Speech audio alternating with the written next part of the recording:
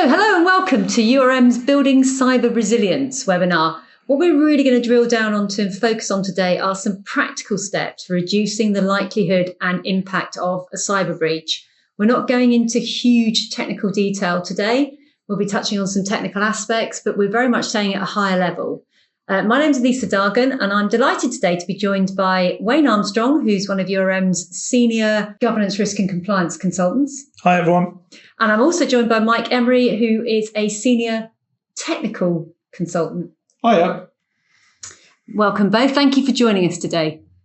So agenda, really simple agenda today. We're first of all going to look at the current cyber threat landscape. And this is more about where are those threats coming from? What is the current situation? Then we're going to look at some cost-effective approaches and some real practical steps for putting you in a stronger position, strengthening your defences. And finally, we're going to look at preparing for the inevitable. And yes, we do mean the inevitable in terms of making sure you're in a good position.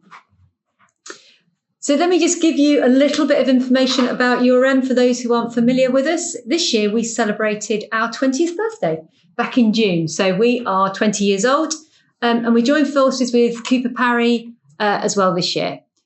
In terms of from a cyber perspective, we come at this really from two angles.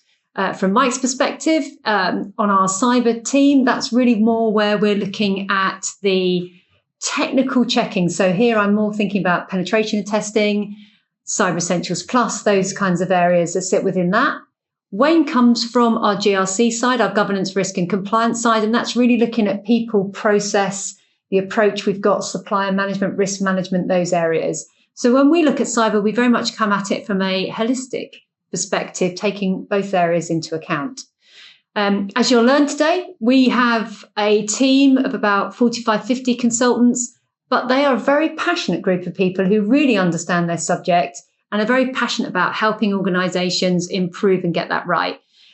They've worked both sides of the fence. So many of you sitting there thinking, okay, how can I improve? Where am I?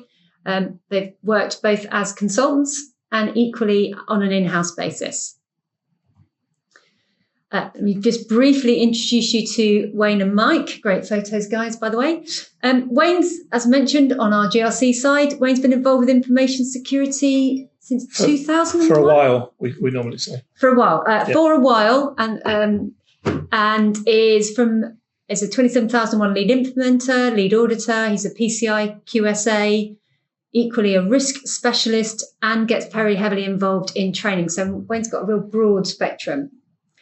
Mike's been involved in offensive security since 2012, so still a while, but not quite Wayne's while, should we say, and worked across many sectors, involved in many things from, I suppose, if I can try and describe it, Mike, as your straightforward penetration testing, what should I be doing to put myself in a better place, through to the stuff on the edge, getting involved in some testing of things that aren't quite straightforward and really kind of driving those edge areas.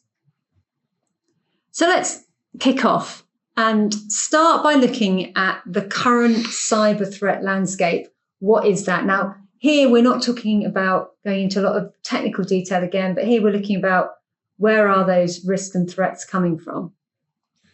Yeah, so what you'll probably see on this slide is something that is quite familiar to a lot of organisations. And the reason I'm confident in saying that is because some of the numbers that I'm using within these slides have come from a government survey that is conducted annually. It's published by the Department of Science, Innovation and Technology, and it essentially asks questions around cybersecurity, the sorts of breaches that organisations have experienced, what they did about those things, where they perceive their weaknesses to be, and all of the related subjects. So one caveat to just mention is that obviously these percentages only apply to the respondents to that survey, but you could probably extrapolate from this the fact that these are probably applicable to most organisations. So as you can see at the top of the list, and something that is probably experienced by most organisations that are listening to the call at the moment, is phishing. So 85% of the organisations that responded to the survey have said that they have experienced phishing attacks in some way, shape, or form during the previous 12 months.